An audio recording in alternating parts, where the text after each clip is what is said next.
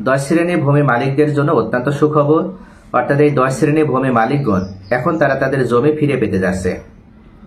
নতুনভাবে বাংলাদেশ সরকারের পক্ষ থেকে যে বিডিএস সার্ভে বা বাংলাদেশ ডিজিটাল রেকর্ড পরিচালনা করা হচ্ছে, এই বিডিএস রেকর্ডে 10 শ্রেণীর ভূমি মালিকদের জমি ফিরিয়ে দেওয়ার জন্য রেকর্ড কারিগণ বা রেকর্ড কর্মকর্তাদের প্রতি নির্দেশনা দেওয়া হয়েছে।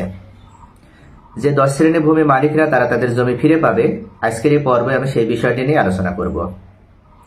আমরা সকলেই জানি যে অ্যানালগ পদ্ধতি রেকর্ডের যুগ থেকে বের হয়ে এসে বর্তমান সরকার অন্তর্বর্তীকালীন সরকারের পক্ষ থেকে সম্পূর্ণভাবে প্রত্যেকটা মৌজায় ডিজিটাল রেকর্ড কার্যক্রম পরিচালনার উদ্যোগ গ্রহণ করা হয়েছে এবং ইতিমধ্যে বাংলাদেশে রেকর্ড কার্যক্রম পরিচালনাও করা হচ্ছে। তবে এই রেকর্ডটি সম্পূর্ণভাবে ব্যতিক্রম। এখানে কোনো অ্যানালগ পদ্ধতি আর ইউজ করা হবে না। এখানে ডিজিটাল পদ্ধতি বা ডিজিটাল ডিভাইসগুলো, ডিজিটাল ইনস্ট্রুমেন্টগুলো এখানে ইনক্লুড করা হবে এবং সম্পূর্ণ স্যাটেলাইট ড্রোন পদ্ধতির মাধ্যমে এই ডিজিটাল রেকর্ড কার্যক্রম পরিচালনা করা হবে। এবং এই রেকর্ডে যে ব্যক্তিরা জমির মালিকানা লাভ করবে তারাই হবে জমির প্রকৃত মালিক। তবে এবার রেকর্ড 10 শ্রেণীর ভূমি মালিকদের জন্য সুখবর হয়ে আসছে। এই 10 শ্রেণীর ভূমি মালিকগণ তারা রেকর্ডের মাধ্যমে তাদের জমি ফিরে পেতে যাচ্ছে। 1 নম্বরে, জালিয়াতির মাধ্যমে যারা দলিল তৈরি করে নেওয়ার মাধ্যমে জমির প্রকৃত মালিকদেরকে ঠকিয়েছিল, সেই সমস্ত জমির প্রকৃত মালিক যারা, তারা এখন সেই জালিয়াতির মাধ্যমে যে দলিল করে তাদের জমি থেকে বিতাড়িত করেছিল, তাদের জমি এখন এই রেকর্ডের সময় ফিরিয়ে দেওয়া হবে। অনেক ব্যক্তি আছে পূর্ব থেকে জালিয়াতি করাতে বা জালিয়াতি করার মাধ্যমে জমির প্রকৃত মালিক যারা, তাদের অনুপস্থিতির সুযোগ নিয়ে বা তাদেরকে প্রতারিত করে বা তাদেরকে ঠকিয়ে তারা নিজেরা ওই জমির মালিক বনে গিয়েছে। আবার এমনও হয়েছে যে জমির প্রকৃত মালিকের অনুপস্থিতির সুযোগ নিয়ে সেই জমির প্রকৃত মালিকের জায়গায় অন্য আরেকজন ব্যক্তিকে জমির মালিক সাজিয়ে জমিটা আরেকজনের কাছে বিক্রয় করে দিয়েছে। এ ধরনের অনেক কর্মকাণ্ড পরিচালিত হয়েছে পূর্বে এবং এভাবে যারা পূর্বে জমির প্রকৃত মালিকদেরকে ঠকিয়েছিল বা জমির মালিকদেরকে জমি থেকে বিতাড়িত করেছিল বা তাদেরকে উচ্ছেদ করেছিল, এখন সেই সকল বিতাড়িত এবং উচ্ছেদ হয়ে যাওয়া ব্যক্তিদের জন্য সুখবর হয়ে এসেছে এই বিডিএস রেকর্ড। এই বিডিএস রেকর্ডে এই সকল ভূমি মালিকরা তারা তাদের জমি এখন ফেরত পাবে। অর্থাৎ যখন রেকর্ড কার্যক্রম পরিচালিত হবে, তখন যারা জমির প্রকৃত মালিক ছিল তাদের শুধু একটি মাত্র কাজ করতে হবে। তারা জমির মালিকানা সকল ডকুমেন্টসগুলো নিয়ে হাজির হতে হবে রেকর্ড কারিগণের সামনে এবং রেকর্ড কারিগণের সামনে জমির প্রকৃত যে মালিকানা ডকুমেন্টসগুলো, যে কাগজগুলো, সেইগুলো দেখাতে হবে। এবং যে ব্যক্তি বর্তমানে জমির মালিকানা ধরে রেখেছে বা লাভ করেছে, সেই ব্যক্তি যে ভুয়া, সেই ব্যক্তি যে প্রতারণার মাধ্যমে জমির মালিকানা পেয়েছে বা জালিয়াতের মাধ্যমে জমির মালিকানা পেয়েছে, এটা প্রমাণ করতে হবে। এটা প্রমাণ করতে পারলেই সঠিক মালিক হিসেবে জমির প্রকৃত মালিকদের নামে জমি রেকর্ড করা হবে এবং যারা এ ধরনের দোষী সাব্যস্ত হবে তাদের বিরুদ্ধে তাৎক্ষণিক ব্যবস্থা গ্রহণ করা হবে। এমনকি ভূমি অপরাধ প্রতিরোধ প্রতিকার আইনের মাধ্যমে তাদেরকে সর্বোচ্চ 7 বছর পর্যন্ত জেল প্রদান করা হতে পারে, এমনকি 10 লক্ষ টাকা পর্যন্ত আর্থিক দণ্ডে দণ্ডিত করা হতে পারে। 2 নম্বরে, অর্পিত সম্পত্তি। আগে অর্পিত সম্পত্তিকে এনিমি প্রপার্টি বলা হতো, তবে বিগত সরকার ওনারা এনিমি কথাটি বাদ দিয়ে সেখানে সম্পূর্ণভাবে বেস্টেড প্রপার্টি কথাটি যোগ করে দিয়েছে। এক্ষেত্রে অর্পিত সম্পত্তি বা পরিত্যক্ত সম্পত্তি আমরা যেটাই বলি, মূলত বাংলাদেশে বিভিন্ন সময়ে রাজনৈতিক প্রেক্ষাপটের কারণে অনেক হিন্দু ভাই বোনেরা ছিল বা অনেক বিহারি ভাই বোনেরা ছিল, তারা সংখ্যালঘু হওয়ার কারণে এই দেশ থেকে তাদের জমি বা বাড়ি পরিত্যক্ত অবস্থায় রেখে তারা অন্যত্র পাড়ি জমিয়েছিল। এমন অবস্থায় এই সমস্ত ভাই বোনদের জমি অনেক অসাধু ব্যক্তি, অনেক দুষ্কৃতিকারী ব্যক্তি তারা রাতারাতি দখল করে নিয়েছিল। এমনকি এই জমিগুলো তারা নিজেরা দখলে নিয়ে সেই জমি নিজেদের নামে রেকর্ড পর্যন্ত তারা করে নেয়। এমনভাবে অনেক সংখ্যালঘু হিন্দু ভাই এবং বিহারি ভাইদের জমি যারা এইভাবে রাতারাতি দখল করে নেওয়ার মাধ্যমে নিজেরা সেই জমির মালিক বনে গিয়েছে। এবারে নতুন বিডিএস রেকর্ডে তাদের এই জমি ছেড়ে দিতে হবে, কেননা ইতিমধ্যে সরকারের পক্ষ থেকে স্পষ্টভাবে জানিয়ে দেওয়া হয়েছে যে অর্পিত সম্পত্তি বা পরিত্যক্ত সম্পত্তি কোনোভাবেই যারা জোরপূর্বক জবরদখল করার মাধ্যমে ওই জমির মালিক হয়েছে তাদের কাছে আর ওই জমি থাকবে না বা তারা জোর করে চাইলেও ওই জমির মালিকানা ধরে রাখতে পারবে না। নতুন যে রেকর্ড পরিচালিত হবে, এই রেকর্ডে যারা মূলত প্রকৃত মালিক ছিল তাদেরকে আবার ওই জমি ফেরত দেওয়া হবে। যদি প্রকৃত মালিক বা সঠিক মালিক না পাওয়া যায়, সেক্ষেত্রে সরকারের পক্ষ থেকে ওই জমি খাস খতিয়ানের অন্তর্ভুক্ত করে নেওয়া হবে। তৃতীয় পর্যায়ে যে জমি এবার বিডিএস রেকর্ডে জমির প্রকৃত মালিকদেরকে ফিরিয়ে দিতে সরকারের পক্ষ থেকে নির্দেশনা দেওয়া হয়েছে, সেটি হচ্ছে ওয়ারিশদের ফাঁকি দেওয়ার মাধ্যমে যারা জমির মালিকানা লাভ করেছিল। অনেক ওয়ারিশ আছে তারা পূর্বে রেকর্ডের সময় অন্য কোনো ওয়ারিশকে বঞ্চিত করে বা অন্য কোনো ওয়ারিশকে হাইট দেখিয়ে সেখানে সেই জমি তারা নিজের নামে বেশি করে রেকর্ড করে নেয়। এমনও হয়েছে পূর্বে যে আরএস রেকর্ড বা বিআরএস রেকর্ড পরিচালিত হয়েছিল, এই রেকর্ডগুলোতে অনেক ভাইয়েরা আছে তারা তাদের বোনদেরকে দূরে বিবাহ দেওয়ার মাধ্যমে যারা দূরে অবস্থান করছে সে সকল বোনদের অনুপস্থিতিতে দেখিয়েছে বা তাদেরকে মৃত দেখিয়েছে, বা সেই সমস্ত বোন তারা তাদের বইনে নাই এমন ক্ষেত্রে তারা জাস্ট মিথ্যা ওয়ারিশান সনদ তৈরি করার মাধ্যমে রেকর্ড কারিগণকে দিয়ে তারা নিজেদের নামে ওই বোনেদের সম্পত্তিও তারা নিজেদের নামে রেকর্ড করে নেয়। এভাবে পূর্বে যে রেকর্ড পরিচালিত হয়েছিল সেই রেকর্ডে অনেক এ ধরনের ভুল ভ্রান্তির মাধ্যমে জমির প্রকৃত মালিক যারা তাদেরকে ঠকানো হয়েছিল এবং তাদেরকে অনুপস্থিত দেখিয়ে তাদেরকে মৃত দেখিয়ে তাদের সম্পত্তি অন্য ওয়ারিশেরা নিজেদের নামে রেকর্ড করে নিয়েছিল। তবে নতুন এই বিডিএস রেকর্ড যেহেতু বাংলাদেশ সরকারের পক্ষ থেকে সর্বশেষ রেকর্ড হিসেবে এটি ইতিমধ্যে পরিচিতি পেয়েছে এবং সরকারের পক্ষ থেকেও বলা হয়েছে যে এটি হবে সর্বশেষ রেকর্ড। তাই এই রেকর্ডে সঠিক মালিক যারা কেবল তাদের নামে রেকর্ড কার্যক্রম পরিচালনা করা হবে। এই ক্ষেত্রে যাদেরকে পূর্বে রেকর্ডে বঞ্চিত করা হয়েছিল তারা জাস্ট একটি কাজ করবে, তারা রেকর্ড কারেকশনের মামলা দিয়ে রাখবে এবং তারা রেকর্ড কারেকশনের মামলা দেওয়ার মাধ্যমে বর্তমান পর্যন্ত অর্থাৎ বিডিএস রেকর্ড আসার আগ পর্যন্ত তাদের রেকর্ড যদি কারেকশন নাও হয় তবুও তারা যেহেতু লিগাল পর্যায়ের মালিক বা তাদের লিগালিটি রয়েছে, তারা যেহেতু সঠিক ওই ওয়ারিশ হিসেবে তারা ওই সম্পত্তির মালিকানা লাভ করবে। তারা যদি মামলার কাগজ অর্থাৎ একটা ডিগ্রি পেয়েছে বা রায় পেয়েছে এমন কাগজ যদি তারা বর্তমান যে বিডিএস রেকর্ড আসবে এই বিডিএস রেকর্ড কারিগণ হিসেবে যারা থাকবে তাদের কাছে দেখাতে পারে, তাহলে বিডিএস রেকর্ডের দায়িত্বশীল কর্মকর্তা বা কর্মচারীরা ওই প্রকৃত মালিকদের নামে তাদের জমি রেকর্ড করে দিবে। এবং এক্ষেত্রে যারা পূর্বে অন্যায়মূলকভাবে ওয়ারিশদেরকে বঞ্চিত করে নিজেদের নামে জমি রেকর্ড করে নিয়েছিল তাদেরকে এখন ওই জমি ছেড়ে দিতে হবে। 4 নম্বরে হেবা দলিলের মাধ্যমে যারা জমির মালিকানা লাভ করেছিল। মূলত হেবা দলিলটা সম্পাদনের কিছু কন্ডিশন আছে, যদি সেই কন্ডিশনের ভিতরে থেকে হেবা দলিল কেউ সম্পাদন না করতে পারে তাহলে কিন্তু ওই হেবা দলিল তার কার্যকারিতা হারায় এবং ওই হেবা দলিল অনুযায়ী কোনোভাবে জমির মালিকানা লাভ করা যায় না বা ধরে রাখা যায় না।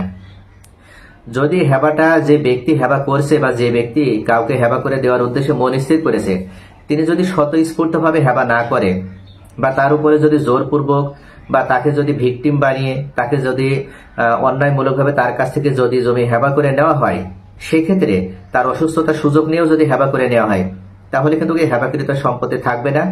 এবং নতুন এই বিডিএস রেকর্ডে যাদেরকে ফাঁকি দেওয়া হয়েছে হেবা দলিলের মাধ্যমে সেই ব্যক্তিগুলো এখন যদি তারা হেবা রেকর্ড বা হেবা দলিল বাতিলের জন্য মামলা দায়ের করে এবং হেবা দলিল যদি বাতিল করে ফেলতে পারে তাহলে যাদেরকে ফাঁকি দেওয়া হয়েছিল সেই সমস্ত ওয়ারিশেরা তারা বর্তমানে তাদের পৈতৃক সম্পত্তি বা মায়ের দিক থেকে পাওয়া সম্পত্তি তারা নিজেদের নামে এই ডিজিটাল রেকর্ডে রেকর্ড করে নিতে পারবে।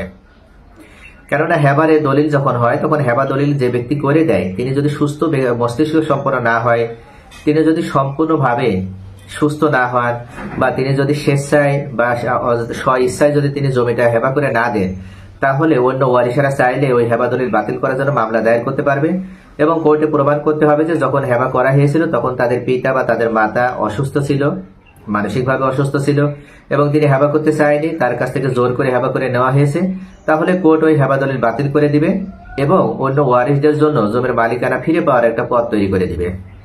5ম পর্যায়ে যে ভূমি মালিকগণ তারা তাদের জমির মালিকানা ফিরে পাবে সেটা হচ্ছে জাল দলিল। মূলত অনেক সময় দেখা যায় যে একই জমির অনেকগুলো দলিল থাকে, এক্ষেত্রে অনেক ব্যক্তি আছে তারা জাল দলিলের মাধ্যমে জমির মালিকানা দাবি করে। যারা এভাবে প্রতারণার মাধ্যমে বা জালিয়াতের মাধ্যমে জাল দলিল তৈরি করার মাধ্যমে যারা জমির মালিকানা লাভ করার চেষ্টা করেছিল বা পূর্বে মালিকানা ধরে রেখেছিল সেই সমস্ত ব্যক্তিদের এখন জমির মালিকানা ছেড়ে দিতে হবে। কেননা বর্তমান যে রেকর্ডটা আসছে এই রেকর্ডে কোনোভাবেই জাল দলিল দিয়ে আপনি নিজের নামে জমি রেকর্ড করে নিতে পারবেন না। রেকর্ড কারিগরকে বিশেষভাবে প্রশিক্ষণ প্রদান করা হয়েছে, তাদেরকে যে প্রশিক্ষণ দেওয়া হয়েছে তারা সেই প্রশিক্ষণের আলোকে কোনটা জাল দলিল কোনটা সঠিক দলিল তারা খুব ভালোভাবে চিনতে পারবে। এমত অবস্থায় যিনি জাল দলিল অনুযায়ী রেকর্ড করতে চাইবে জমিটা তিনি জাল দলিল অনুযায়ী কোনোভাবেই ওই জমি নিজের নামে রেকর্ড করে নিতে পারবে না, তাকে জমি ছেড়ে দিতে হবে এবং জাল দলিল অনুযায়ী মালিকানা দাবি করার জন্য তিনি বর্তমান রেকর্ডে নাম অন্তর্ভুক্ত করতে পারবে না। প্রকৃত মালিক যারা শুধুমাত্র তারাই বর্তমান রেকর্ডে নাম অন্তর্ভুক্ত করতে পারবে। 6 নম্বরে জোরপূর্বক জমি যারা দখল করে রেখেছে। সাধারণত পূর্ব থেকে দেখা যায় যে অনেক ব্যক্তি আছে তারা ব্যক্তি মালিকানাধীন জমি অন্যায়মূলকভাবে বা জোর জবরদস্তির মাধ্যমে তারা দীর্ঘদিন ভোগ দখল করে আসছে। এমনকি জমির প্রকৃত মালিক যিনি, তাকে ওই জমি বা বাড়ির কাছে কোনোভাবে যেতে দেওয়া হয় না, তাকে ভয় দেখানো হয়, তাকে ভীতি প্রদর্শন করা হয়, এমনকি তার জানমালে ক্ষতি করা হবে এভাবেও তাকে ভয় প্রদর্শন করা হয়। এভাবে অনেক ব্যক্তি আছে তারা তাদের শখের বাড়িটা বা শখের জমির কাছে যেতে পারে না। যারা এই ধরনের অন্যায়মূলক কাজের মাধ্যমে ভীতি প্রদর্শন করে, তারা যদি পারিবারিক ব্যক্তিও হয়ে থাকে, তারা যদি রক্তের বাহিরের সম্পর্কীয় হয়ে থাকে, তাহলেও তারা এই ধরনের অন্যায়মূলক পন্থা অবলম্বনের মাধ্যমে যে জমি জোর জবরদখলের মাধ্যমে এতদিন দখল করে রেখেছে, তারা এই ডিজিটাল রেকর্ডে নিজেদের নামে ওই সম্পত্তি কোনোভাবে রেকর্ড করে নিতে পারবে না। তাদেরকে ওই সম্পত্তি ছেড়ে দিতে হবে এবং জমির প্রকৃত মালিক যারা, তাদের নামেই ডিজিটাল রেকর্ডে নাম অন্তর্ভুক্ত করা হবে। সপ্তম পর্যায়ে একটানা 12 বছর বা তার অধিককাল সময়ে যারা কোনো ব্যক্তি মালিকানাধীন জমি বা বাড়ি দখল করে রেখেছে, যদি তারা মনে করে যে তারা এখন এই বাড়ি বা জমির মালিক হয়ে গিয়েছে, এক্ষেত্রে তারা যদি ডিজিটাল রেকর্ডে ওই জমি নিজেদের নামে বা ওই বাড়ি নিজেদের নামে রেকর্ড করে নিতে চায়, তাহলেও তারা ওই জমি বা বাড়ি নিজেদের নামে রেকর্ড করে নিতে পারবে না। এই জমি বা বাড়ি জমির প্রকৃত মালিক যারা, তাদের কাছে রিটার্ন যাবে এবং তাদের নামে রেকর্ড হবে। তবে এখানে একটি কথা আছে, সেটা হচ্ছে যদি অ্যাডভান্স পসেশন হয়, অর্থাৎ বিরুদ্ধ দখল যদি হয়ে থাকে, সেক্ষেত্রে বিরুদ্ধ দখলকারী যিনি একটানা 12 বছর বা তার অধিকার সময় থেকে যদি ওই জমি বা বাড়ি দখলে রাখতে পারে কোনো ধরনের সমস্যা ছাড়া বা শান্তিপূর্ণভাবে, বিষয়টি এখানে ভালোভাবে বুঝতে হবে যে এটা পিসফুলি হতে হবে, অর্থাৎ শান্তিপূর্ণভাবে, সেখানে কোনো ধরনের কোনো ডিসঅর্ডার তৈরি হয়নি বা কোনো ম্যাসাকার তৈরি হয়নি বা কারো দ্বারা কোনো ধরনের কোনো আপত্তি বা কোনো ডিসপুট তৈরি হয়নি। এমত অবস্থায় এটাকে অ্যাডভান্স পসেশন বলা হয়। যে ব্যক্তি অ্যাডভান্স পসেশন অনুযায়ী একটানা 12 বছর বা তার অধিকার সময় কারো জমি বা বাড়ি দখল করে রেখেছে বা ভোগ দখল করে আসছে, তিনি যদি কোর্টের কাছে বা বিজ্ঞ আদালতের কাছে উনি যদি আবেদন করে বা যদি উনি মামলা প্রদান করে যে এই জমি বা বাড়ি উনি নিজের নামে রেকর্ড করে নিতে চান বা এই জমি বা বাড়ির উনি প্রকৃত মালিক হতে চান, তাহলে বিজ্ঞ আদালত বিষয়টি সরেজমিনে যাচাই বাছাই করার মাধ্যমে যদি ওনার কথার সত্যতা পান, সেক্ষেত্রে ওনাকে ওই জমির মালিকানা প্রদান করবে বা ওই বাড়ির মালিকানা প্রদান করবে। এমনকি ওনার পক্ষে একটা ডিক্রি বা রায়ের কপি প্রদান করবে। উনি সেই ডিক্রি বা রায়ের কপি অনুযায়ী উনি নিজের নামে জমিটা নামজারি করে নিয়ে খাজনা প্রদান করতে পারবে। এভাবে যদি কোনো ব্যক্তি কারো জমি বা বাড়ি অ্যাডভান্স পজিশনের মাধ্যমে যদি মালিক হয়ে যায়, সেক্ষেত্রে বর্তমান বিডিএস রেকর্ডে বা বাংলাদেশ ডিজিটাল সার্ভেতে উনি বাড়ি বা জমি নিজের নামে রেকর্ড করে নিতে পারবেন। এবং রেকর্ডের সময় পূর্বে যারা জমির প্রকৃত মালিক ছিল, যারা কাগজে কলমে আইনগতভাবে এবং ডকুমেন্টস ওয়াইজ যারা এখনো ওই জমির মালিক রয়েছে, তারা যদি মনে করে যে আমরা নিজেদের নামে জমি রেকর্ড করে নেব, তাহলে রেকর্ড কারিগর কিন্তু তাদের নামে ওই জমি রেকর্ড করে দিবে না। কেননা অ্যাডভান্স পজিশন যে সুযোগটা, ওই সুযোগটা কাজে লাগানোর মাধ্যমে উনি কোর্ট থেকে পারমিশন নিয়েছেন এবং কোর্ট থেকে ওনাকে ডিগ্রি প্রদান করা হয়েছে, কোর্ট থেকে ওনাকে রায় দেওয়া হয়েছে। এই রায়ের আলোকে উনি এখন ওই সম্পত্তি নিজের নামে রেকর্ড করে নিতে পারবে। 8 নম্বরে যে ভূমি মালিক তার জমি ফেরত পাবে সেটা হচ্ছে পরিত্যক্ত অবস্থায় সরকারি কোনো সংস্থা বা সরকারি কোনো প্রতিষ্ঠানের জমি যদি কেউ জোরপূর্বক দখল করে রেখে থাকে, তাহলে বর্তমান রেকর্ডের সময় তাদেরকে ওই জমি ছেড়ে দিতে হবে। অনেক সময় দেখা যায় যে এলজিডি বা সড়ক ও জনপদ অধিদপ্তরে যে জমিগুলো আছে, রেল অধিদপ্তরে যে জমিগুলো আছে, পানি উন্নয়ন বোর্ডে যে জমিগুলো আছে, বন বিভাগে যে জমিগুলো আছে, এই জমিগুলো অনেক অসাধু ব্যক্তি তারা দখল করে এবং দখল অনুযায়ী জমির মালিকানা তারা এতদিন ধরে রেখেছিল। এমনও দেখা যায় যে অনেক ব্যক্তি আছে এই সমস্ত জমির উপরে বিভিন্ন ধরনের ব্যবসা প্রতিষ্ঠান বা বাণিজ্যিক এলাকা তৈরি করে ফেলে। আবার অনেক ব্যক্তি আছে তারা এখানে জাল দলিল তৈরি করার মাধ্যমে তারা এই জমিগুলোকে নিজেদের জমি বলে উল্লেখ করে তারা প্লটের ব্যবসা করে এবং অন্য ব্যক্তির কাছে এই প্লটগুলো বিক্রয় করে দেয়। যারা এখন এই জমি ক্রয় করেছিল বা বর্তমানে ক্রয় করার মাধ্যমে যারা ওখানে বাড়ি করেছে বা ওই জমি ভোগ দখল করছে, তাদেরকে মূলত এখন ওই জমি ছেড়ে দিতে হবে। কারণ এটা সরকারের বিভিন্ন সংস্থার জমি, অর্থাৎ এটা সড়ক ও জনপদ অধিদপ্তরের জমি, এটা রেল অধিদপ্তরের জমি, এটা পানি উন্নয়ন বোর্ডের জমি বা বন বিভাগের জমি, যে সংস্থার জমি হোক না কেন, এই জমি কোনো ব্যক্তি মালিক চাইলেই তিনি দখল সত্ত্বে বা দখল সূত্রে কোনোভাবেই এই জমির মালিকানা দাবি করতে পারে না। যদি তিনি মনে করে যে তিনি জমির প্রকৃত মালিক, তাহলে এটা ভুল। অর্থাৎ তিনি যদি জমির মালিকের কাছ থেকে জমি ক্রয় করেছে এটাও যদি মনে করে থাকে, তাহলেও সেটা ভুল।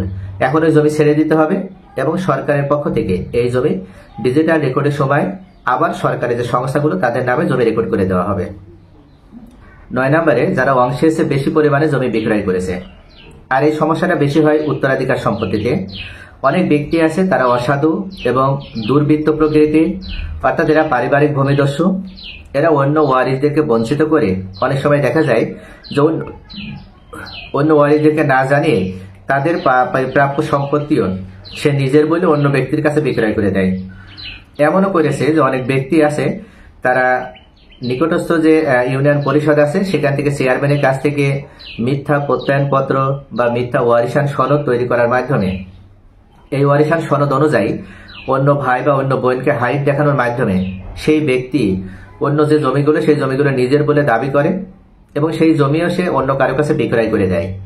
এভাবে কোনো ব্যক্তি যদি অন্য কোনো ওয়ারিশকে বঞ্চিত করে বা ফাঁকিতে জমি বিক্রয় করে দেয় বা নিজে যতটুকু ফারাইজ অনুযায়ী বা অংশ অনুযায়ী জমি পাবে তার থেকে যদি বেশি পরিমাণে জমি কারো কাছে বিক্রয় করে দেয়, তাহলেও তাকে এখন ওই জমি ছেড়ে দিতে হবে।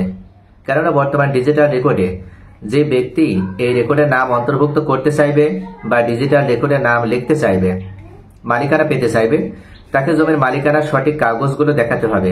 যখন কোনো ব্যক্তি যারা এ ধরনের পারিবারিক ভূমি দস্যুর কাছ থেকে জমি ক্রয় করেছিল তারা যখন জমির মালিকানা প্রমাণ হিসেবে একটা দলিল নিয়ে আসবে, তখন ওই দলিল দেখার মাধ্যমে রেকর্ড কারিগর হিসেবে যারা থাকবে তারা খুব ভালোভাবে বুঝে যাবে যে এই জমিতে যে পরিমাণ জমি বিক্রয় করা হয়েছে বা যে পরিমাণ জমি দলিলে উল্লেখ করা হয়েছে এই পরিমাণ জমি মূলত যে ব্যক্তি বিক্রয় করেছে তার নয়, অর্থাৎ তার আরো অন্যান্য ওয়ারিশ রয়েছে, তার আরো অন্যান্য অংশীদার রয়েছে। সে অন্যান্য অংশীদার বা ওয়ারিশদেরকে বঞ্চিত করার মাধ্যমে এই জমি সে অন্য কারো কাছে বিক্রয় করেছে বা এই ব্যক্তির কাছে বেশি করে বিক্রয় করেছে। এখন ফারাইজ করা হবে, অর্থাৎ ওই ব্যক্তি অংশ অনুযায়ী যতটুকু জমির মালিকানা পাবে তাকে ঠিক ততটুকু জমির মালিকানা প্রদান করা হবে এবং বেশি যে অংশ উনি বিক্রয় করেছিল সেই বেশি অংশ বের করে নেওয়া হবে এবং অন্য ওয়ারিশ যারা রয়েছে তাদেরকে ওই জমি ফিরে দেওয়া হবে।